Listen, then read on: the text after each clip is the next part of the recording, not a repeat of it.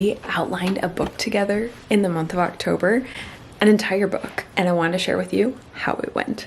We sat at this desk every Saturday and we brainstormed the story foundation in week 1. Then in the second week, we did the opening image, theme stated, setup, catalyst, and debate. Shockingly, this ended up being, I think, our fastest live stream because a lot of those things were actually figured out during the foundational live stream or when we were working on our characters. The third live stream, we focused on the break into two B story character, aka our love interest in this case, in our enemies to lovers plan. A massive fun and games beat and the midpoint, which I realized looking back was a lot to figure out in one live stream. Then in the fourth live stream, we focused on just 3 beats: the bad guys close in, all is lost, and the dark night of the soul. And last but not least, in week 5, we plotted the break into 3 5-point finale and the final image. So these 15 story beats are from Save the Cat Writes a Novel or Save the Cat Writes a Young Adult Novel, either one. And then we also pulled in a lot of helpful questions and ideas from Abby Emmons' outlining playlist here on YouTube, as well as some other resources that I've mentioned in all those videos. So I'll link all the resources below in this video as well if you're curious. But today I'm actually going to share the entire outline with you that we came up with,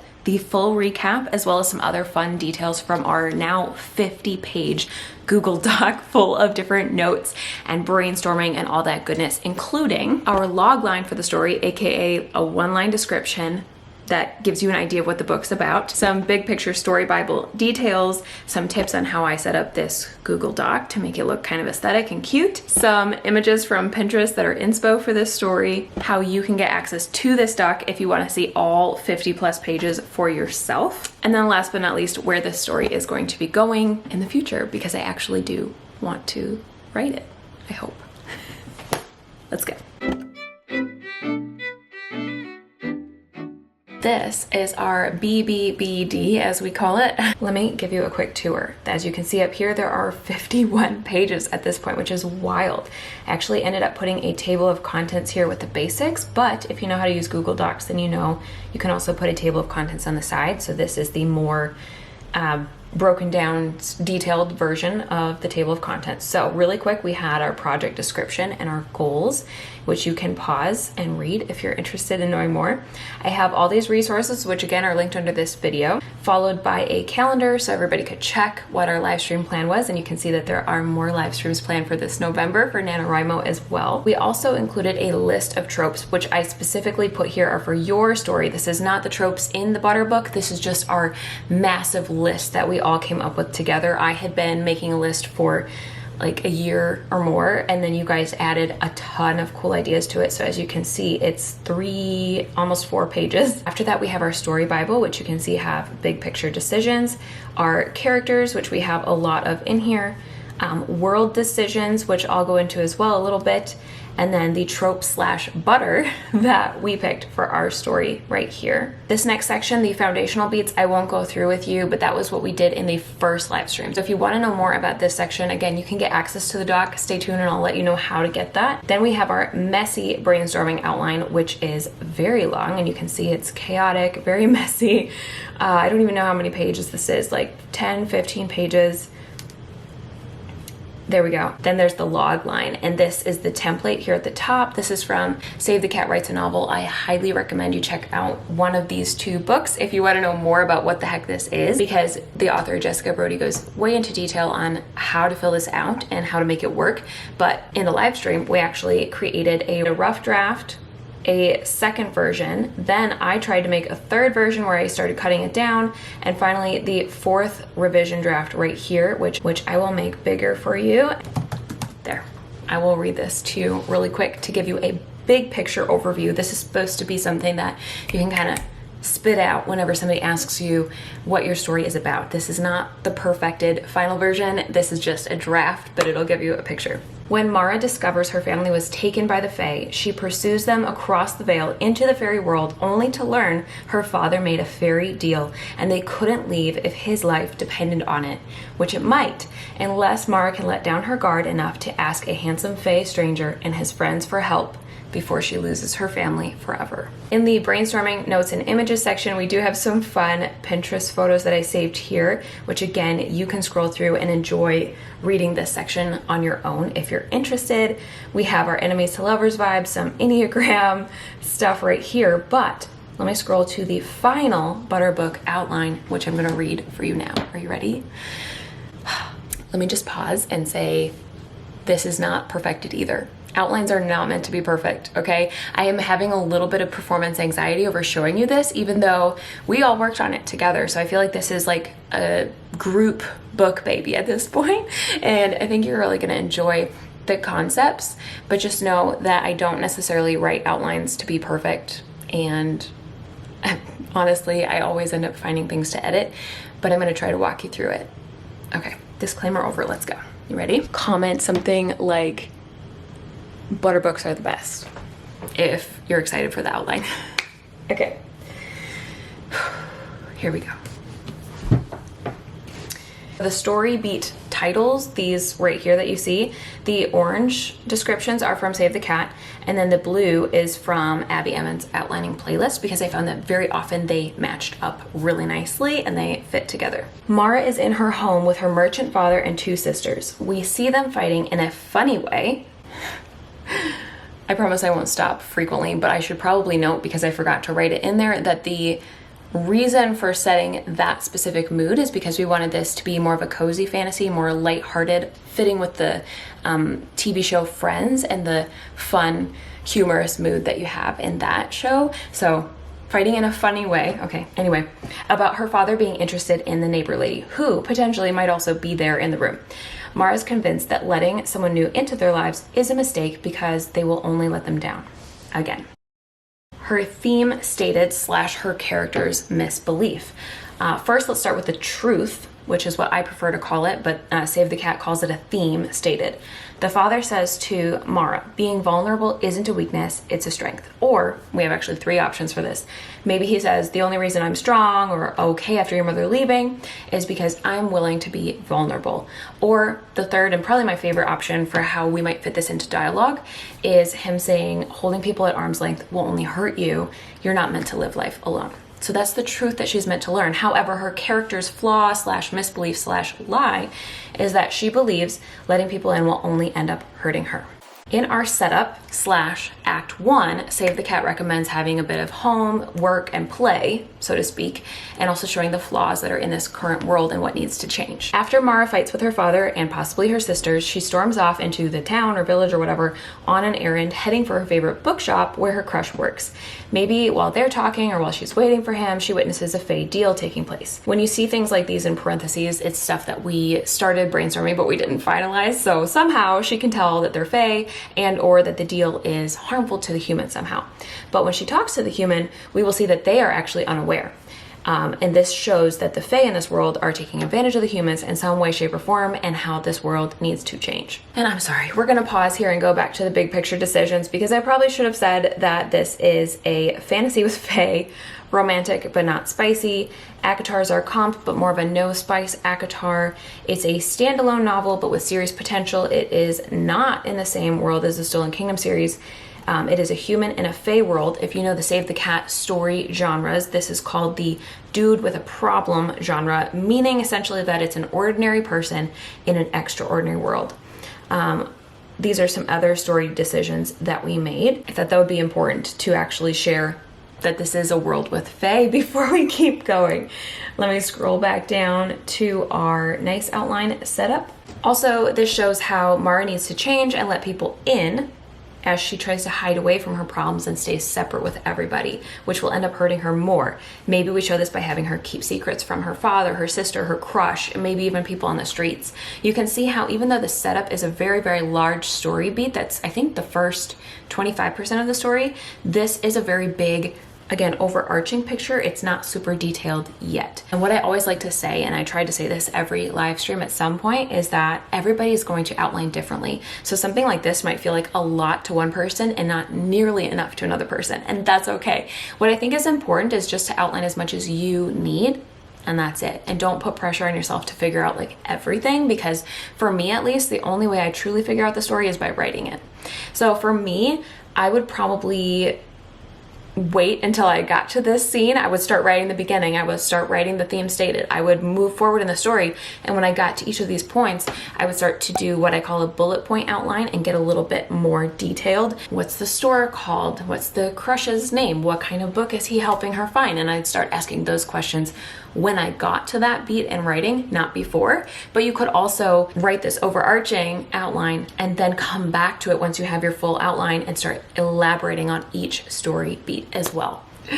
I know I'm pausing in the story a lot, but I just want this video to be helpful for you so that you can understand the why behind the outlining choices.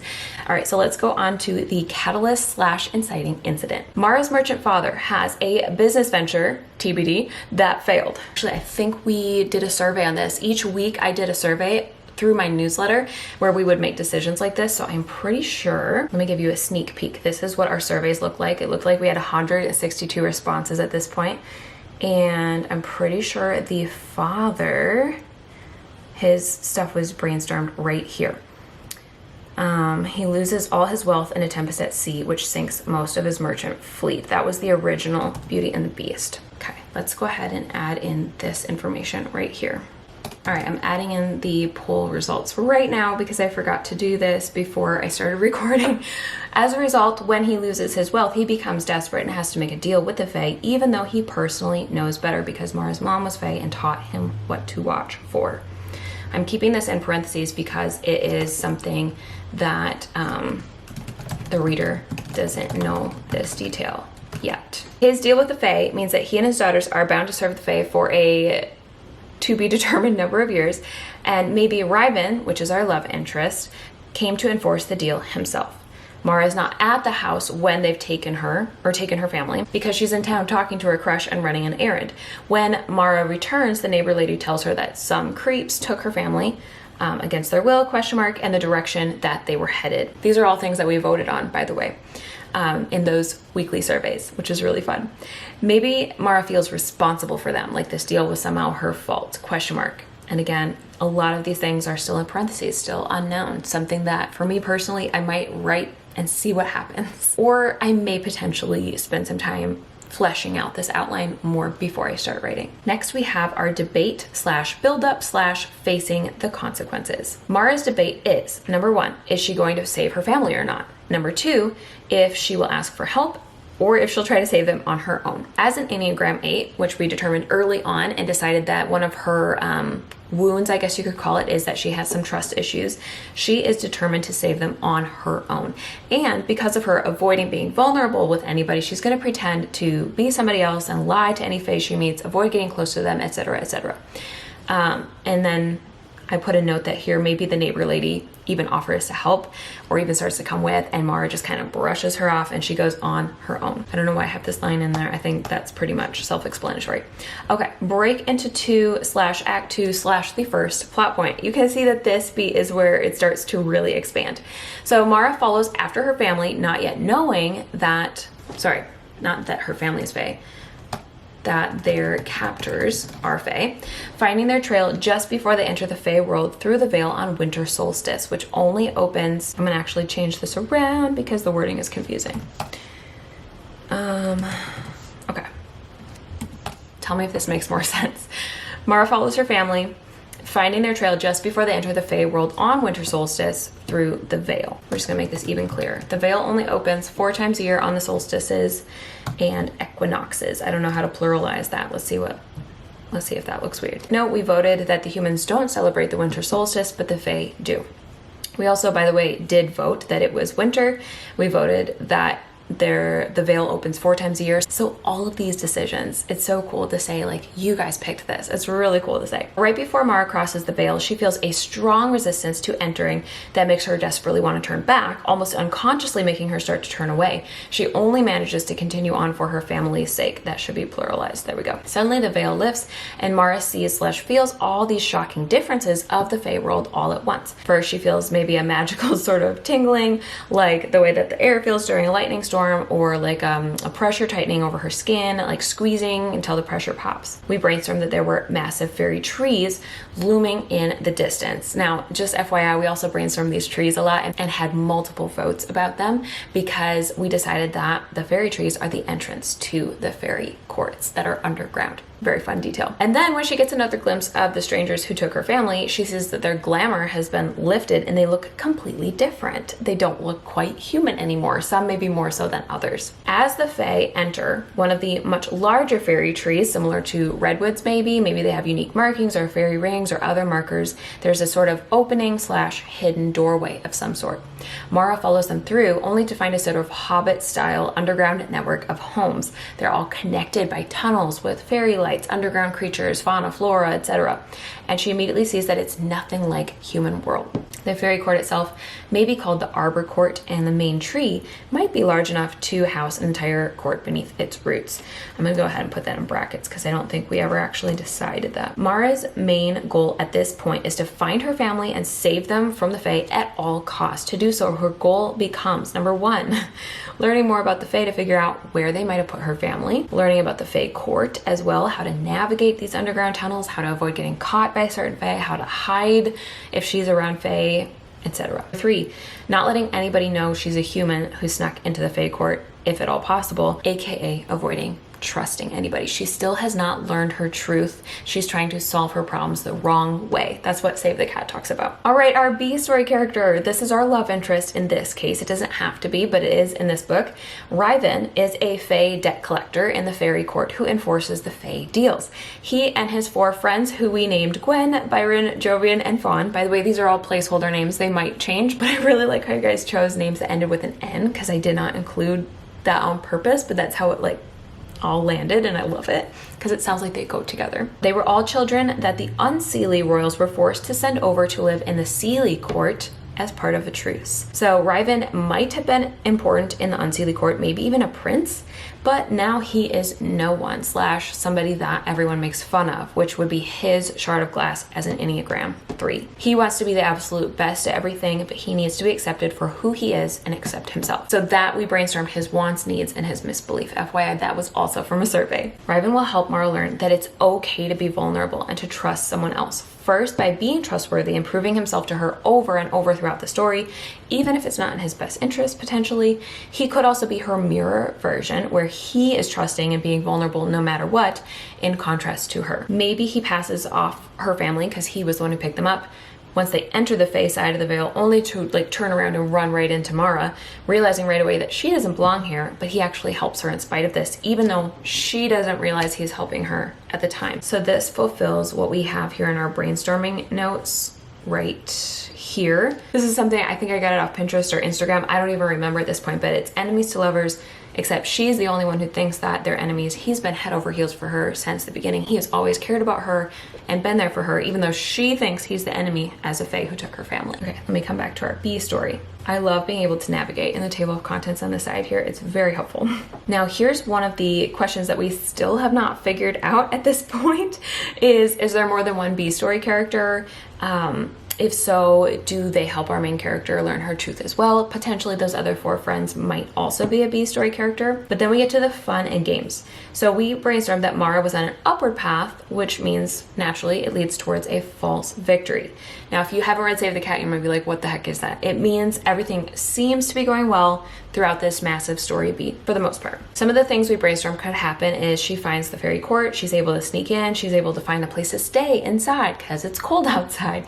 And of course, she's got to meet our love interest at some point, even though she probably hates him for a while. She's going to find genuine friends in this fairy court. We're going to bring in our friends' characters, and they are Fae. So we've actually decided this. This is, what are their names again? Gwen, Byron, Jovian was a funny one that we kind of made up during the live stream, and Fawn. She finds her family's trail at this point, and she hides away in this court, maybe becomes a servant, therefore fulfilling this trope that we picked of living in someone else's home secretly. I think I forgot to put in secretly. Maybe a library, because we wanted to include a library and we brainstormed that right from the get-go. Maybe this is where she meets the Fae friends. There we go. She's gonna lie to them about who she is and what she cares about, why she's there, and not tell anybody about her family. This is not really a thing that's going well, so I'm just gonna put it like this. But there are bouncing ball moments as well. This is something I think was talked about more in the newer Save the Cat, where it's a YA novel. So this just means not everything is going well. Sometimes things almost fall apart. So she almost gets caught. Ryven shows the reader he cares, but maybe she doesn't think so, and she sees that whatever he's doing is a bad thing. Maybe she gets locked outside in the cold briefly, because that would be awful. Maybe she gets caught by a fae who hates humans, or chased by one, or she just encounters one in some way. And also, I think this should be a separate line, temporarily loses her family's trail. Her goal and plan in this whole Act 2 beat and Act 2 world is that no matter what, her goal is to save her family, to find them and get them out of the fairy world ASAP. The opposition / antagonist looming in the distance, which is something Abby talks about, will be the fear that she might never find her family and therefore might lose them forever. To make these stakes feel realistic, the fairy world could be extremely confusing, easy to get lost, full of creatures that aren't necessarily nice or safe, and the trail to her family could be easily lost multiple times. To make it relevant to her fears, which of course, as we know, are being vulnerable and trusting anybody, we could make it clear that if she doesn't trust somebody, then her worst fears of losing her family will definitely come true. The game-changing midpoint / plot twist. Mara sneaks into a fairy ball. We haven't decided what we're actually going to call it, possibly the winter solstice ball or something like that. And they're celebrating the tail end of winter solstice, which may or may not last 2 weeks. We really never figured that out. That might have to be a survey question for the future. Whatever the case may be, she finally discovers her family is there. She's finally found them. This is what seems like a victory, but it is a false victory. They're each individually serving food and drink to the fae, but very shortly after she tries to rescue them, she finds out that she can't. Plot twist, because they are unwilling to be saved. And we voted that only the fae who put them in the deal in the first place can let them out of that fairy deal that her father had made. And fairy deals are enforced magically on both sides unless both parties agree to end it. Mara does not know that, however, and so she doesn't understand why they're refusing to come home with her. And her father says, stop trying to help us, just go home. This whole encounter is going to massively change everything for Mara. This is the game-changing plot twist, because when her father and sisters refuse to leave, she's going to suddenly realize there's really no going back without them. If they stay here, her life as she knew it is truly over. And I think this is important. She will truly be alone, which is what she thought she wanted, right? But she really doesn't. And while she wanted to do everything on her own before this point, she really always had her family to count on, but now she really won't, unless she can find a way to change their minds, which makes her realize that being on her own without anyone else is the last thing she really wants, even if she won't admit it yet. Now, naturally, the bad guys close in beat is a downward path because the Fun and Games was an upward path. And just FYI, again, you gotta read Save the Cat. It's such a really helpful outlining book. I highly recommend it. It's linked below. But Jessica Brody describes how you can either do an upward and a downward, or you can do a downward and an upward, but whatever the case may be, those two beats are going to be the opposite of each other. So because we had a upward path, now we have a downward path full of trials. Mara's goal is still to save her family from the fae, but she has, of course, a new approach to it now throughout this beat, to break the deal over her family and convince them to leave with her now that she has found them. She somehow misleads or tricks her family into going with her towards the veil, but of course, immediately things start going wrong. We have a whole list here of things we brainstormed that could go wrong. She might get trapped underground, maybe cruel fae are crossing her path trying to stop her. Her own family is going to make things worse instead of helping. Maybe they go the wrong way. At the same time, they'll be questioning her and emotionally making things worse, you know, blaming her, rejecting her, whatever the case may be. Maybe she also finds out that the fae are hurting a lot of humans, so it gets kind of bigger than just her family. And so we have some questions here that we might be doing a survey on soon, where we talk about how are the fae going after humans as a whole. So there are some things in here that if you get access to this document later, you might get to see more information figured out. In general, this entire path from that midpoint ball scene to getting to the veil is just filled with obstacles and attacks, both internal and external. And maybe her family literally gets out of her grasp and goes the wrong way at least once, if not multiple times. We do need to brainstorm still where the heck the friend group is and where Ryven the love interest is throughout this beat. Like, what are their motivations? Where would they be? Are they helping her, etc.? However, I don't think she will be trusting them at this point because she has not yet learned her theme. Eventually, she finally gets her family to the veil, only to find out that, of course, when winter solstice ended, it closed and they can't get through. This leads to the all is lost disaster beat, where everything has gone wrong. So Mara face plants right into the veil. It's closed. We voted during live stream number 4 that she cannot get through, and neither can her family. She only finds out that it's closed when she runs smack into it. So this is the disaster portion. An idea I had after the live stream is that her family abandons her at this moment somehow, whether literally maybe some fey creature comes and attacks them, or metaphorically. Actually, that's not metaphorically. I'm just going to get rid of the literally and metaphorically. Whether through some attack coming from a fey creature, or because they're wandering off and leaving her. Maybe they all go in different directions and she can't even stop them all. Or if we get really dark, maybe they even tied her up and like left her there at the Vale all alone. So her family is lost to her at this point as well. That's the all is lost. Dark night of the soul / dark moment. This is where everything feels hopeless, and this is a reflection beat. It always helps me to remember that. By the way, sometimes I just merge these two beats together as well, because to me they feel like they go together. Mara feels alone, although we wanted to note that it's not permanent. It needs to be fixable for her to have the next story beat, the break into 3 aha moment. And she finally realizes her truth in what her father had said early on in the story, that holding people at arm's length does end up hurting her. And as much as she wants to not need people, the truth is that she does, because she's not meant to live life alone. Mara will reflect on the fact that she could have stopped her family from coming here. She could have done more to save them if she had just trusted someone else to help her. I'm just thinking of this literally now in the moment because I'm still in brainstorming mode. It's like, what if she was responsible because her family wanted to come to town with her that day? And if they'd come to town with her, they wouldn't have been captured. Then she really feels responsible. So she reflects on all of these things and thinks like, what if I had just trusted my new friends or trusted Riven to help? All of these things could have helped me know like that the Vale was closed, that there was a deadline, etc., etc.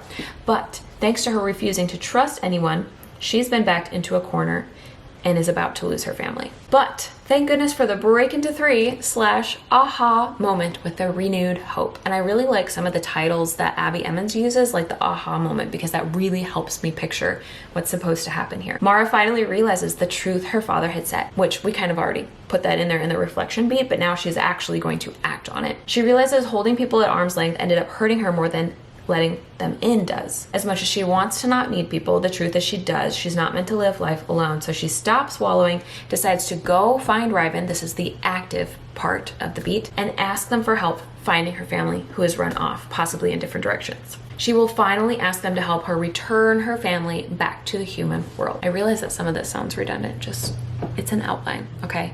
Do not judge me. I am not a perfect writer, especially when it comes to outlines. The goal here is never perfection. And I just want to point that out too, because we talked about it a lot during the live streams, is like, do not let your inner perfectionist come out during this time. It will only hold you back. Next, we have our 5-point finale / climactic confrontation and victory. The 5-point finale is my favorite part of Save the Cat because it takes this massive story beat and it breaks it down into 5 very specific things that will happen. And it's really cool how they apply no matter what kind of story it is. But Abby Emmons has, I think, more like 2 beats. There's that climactic confrontation and then the victory. So if you want to simplify it, you could go with that route. But of course, the new plan in Act 3, they always will have a new goal based on what they've finally accepted and learned. Mara will finally ask for help and find a new way to save her family from the Fae world. Really more the Fae deal. Let me make this clearer. Now that she has learned about the Vale, gosh, my writing's a little confusing, Between the Worlds is closed until spring, until the equinox, which means that she and now also Riven and friends need to find a way to break the deal that her father had made. Now keep in mind that we had voted the only way to break these fairy deals is if both parties agree to break the contract or if one of them dies. Mara opens up to Riven and his friends. She learns there's actually power in trusting the right people. And she learns this when Riven finally helps her understand why her family refused to come with her. Because when he realizes that she doesn't know, he explains they're magically bound to honor this fairy deal until it's complete. He will explain to her that fairy deals are entered into by verbal agreement, with or without a written contract, when the Fae gives the mortal an object that binds both parties, even if the mortal loses that object. Both parties are magically forced to keep their word unless the other party lets them out of the deal. All right, so these are our 5 story beats you can see here. We have Gather the Team, Storm the Castle, High Tower Surprise, Dig Down Deep, and New Plan. Gathering the Team is our biggest beat here. It is difficult for Mara to ask for help and reveal herself to Riven and friends, but when she does, they are willing to help and prove to her it was worth it to trust them. Ryven was the one who collected her family. Let me make that a little clearer. Originally, so he has some information on who the original holder of the debt, the Fae on the other side of the deal, might be. They can't necessarily break the deal that her father made until they know who to ask. So their initial plan becomes finding the Fae who made the deal, then of course finding Mara's father and her sisters who scattered everywhere. And we hadn't decided for sure about this, but they might also look for the object that was used to make the deal in case maybe that's required to break the deal. We had brainstormed multiple things that it might be, but whatever it is, it should be specific to the Fae who made the deal. Mara once again sees how important it is to have help because they're able to split up and tackle all these different tasks at once, which would be very hard for her to do on her own. The Fae will also be vital in helping her come up with a new plan since her original plan to cross the veil won't work. She can't leave.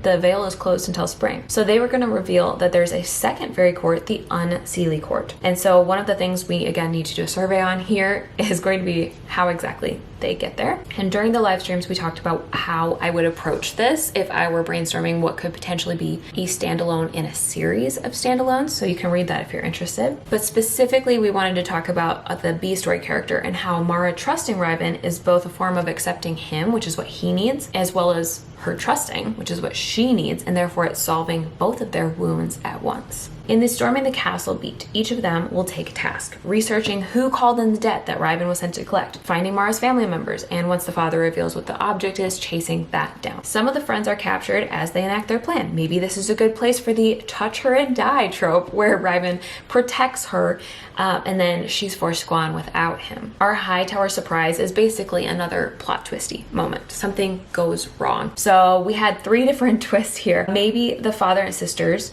reveal that they don't want to go back to the human world. And so if Mara has truly learned her theme, she's going to have to be vulnerable and listen to that and not just steamroll them over like an Enneagram 8 might do if they're not in a healthy place. The second twist, when they finally track down the Fae who made the deal, they could find out that it is so-and-so. And we don't know who that is because we haven't done the survey yet. So stay tuned for how to get access to this document. The third twist is the one that we have been super excited about since the live stream began, knowing that we wanted to leave this till the end. Mara finds out that she is part Fae from her mother. Actually, this could be even a twist number 4, because she finds out, I'm going to make this more clear, from her mother, who is an Unseelie Fae from the Unseelie Court.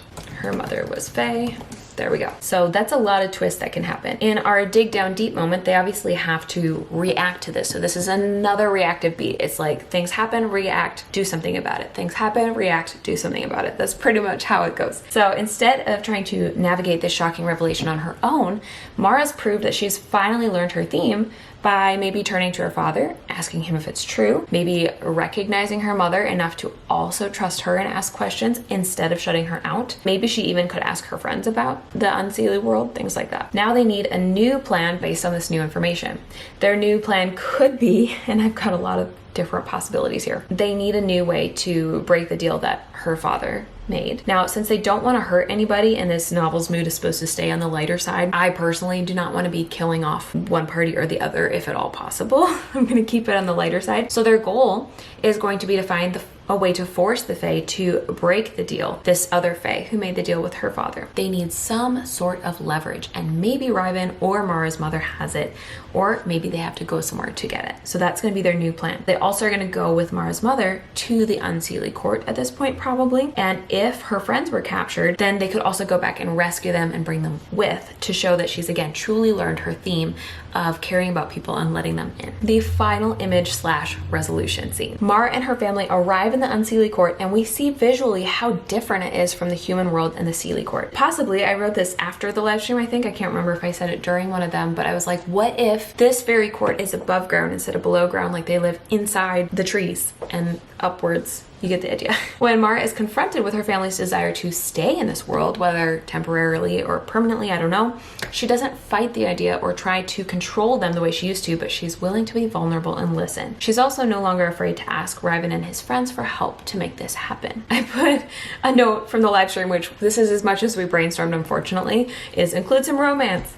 I don't know what exactly. And then Abby Emmons talks about making sure to tie up all loose ends. So we brainstormed the loose ends that might happen. We want to make sure sure the deal that the father made is officially ended. Finding her mother and having Mara embrace her fae side. The romance with Riven and making that look promising and awesome. The family deciding to stay at least until the spring equinox maybe, and so that they have a place in the world. Then especially it'd be cool to spend some time on how Mara really didn't have any other friends back home. Did see the crush in the neighbor lady, but if we make them kind of the villains, then that helps resolve that issue, because then all her friends are here now, so she would also be happy to stay, and it would have a very resolved feeling to the story. I put this note here as well that during drafting I will pick one of these 4 friends to maybe highlight towards the end, give them a little bit more scene time and their own personal problem that they might mention to Mara or Riven in passing. That makes the reader curious and want to know more about them, and therefore if there is a second book and it is a series of standalones, then you want to know what happens for this next character. And I really love when authors do this. It's super fun. That's it. That's our butter book. I am super excited to actually write this story. Believe it or not, I do want to write it. It's just probably not going to happen this month because I'm actually on deadline to work on The Secret Curse, which comes out January 26th, 2024. So I'm actually working on beta reader feedback this month during NaNoWriMo. I'm going to be a Nano Rebel, and I'm going to be doing live streams every Saturday at 12:30 Central Standard Time. If you want to join us, I'd love to see you there. We can work on our books together, and potentially if I get ahead on The Secret Curse, which of course has to be priority number 1, I might also come back and start fleshing out this outline more, solving some of those decisions. We will have another survey in my author newsletter. Those have been extremely fun. I think I want to continue doing those and just randomly survey you guys with fun story related questions, because it's been one of my favorite things that came out of this outlining experiment. And so I know a lot of you really enjoyed it as well. So if you like that, or if you want access to this butter book document to actually scroll through this yourself and see what it's like, then make sure you're signed up for my newsletter. The link is below. It's at bethanyatazadeh.com/contact, and I will be adding that to my newsletter automation so that when you sign up, that will be one of the things that I give you for free as a thank you for being part of my newsletter. And at some point when I have enough time, I'm going to actually make it an entire hidden web page on my website, so all newsletter subscribers will get access to this web page once it's live. Very excited. And it will contain all things Butterbook related. I almost forgot. I promised that I would show how I made these fun templates here, such as that, or with the characters, these little tables. It's actually very easy to do. Let me scroll to the bottom and I'm going to show you. We're going to click insert, and this is, again, this is Google Docs specifically if you happen to want to write in there and you want to make fun, more aesthetic looking stuff like this. So all you're going to do is add a table, however many boxes you want. Maybe you want to have a lot of boxes like this for chapters or something like that, and you want to make it look kind of like Scrivener where you're plotting out what's in each chapter. This is a really fun way to do this. All credit goes to Abby Emmons for this, by the way. She has a Google Doc video somewhere. I don't remember where it is at this point, but I learned how to do this from her and it's very easy. So you're going to right click, scroll down to table properties, and on the right side here you'll see lots of options. So you'll click color, and essentially you'll just get rid of the border around the tables by turning it white. And then you'll go and change the background color of the cell to whatever color you want it to be. And you see I accidentally only changed one of the cells, so let's highlight the whole table. There we go. Okay, so now I actually got all of the cells. And then again, this is something I learned from Abby Emmons, but you could do chapter 1, chapter 2, chapter 3, etc. And these are specifically what happens here and brainstorming, etc. Oh shoot, we have a whole other side. Hold on. Table properties, turn it green. If you wanted to, you could have a right side that's like notes or something like that. So you can literally do whatever you want. And while it seems very aesthetic and cute, and you can change the font to, you know, whatever you want it to be and make it look really fancy, the reality is it's just a table. Wow, that was a lot of info. Let me know by giving it a thumbs up if you enjoyed this video, and let me know if you're excited to hear more about the Butter Book. I can definitely do vlogs in the future, but until next time, I hope to see you at those live streams on Saturday. I'll link the first one below, and I'll talk to you again very soon. Bye. Then all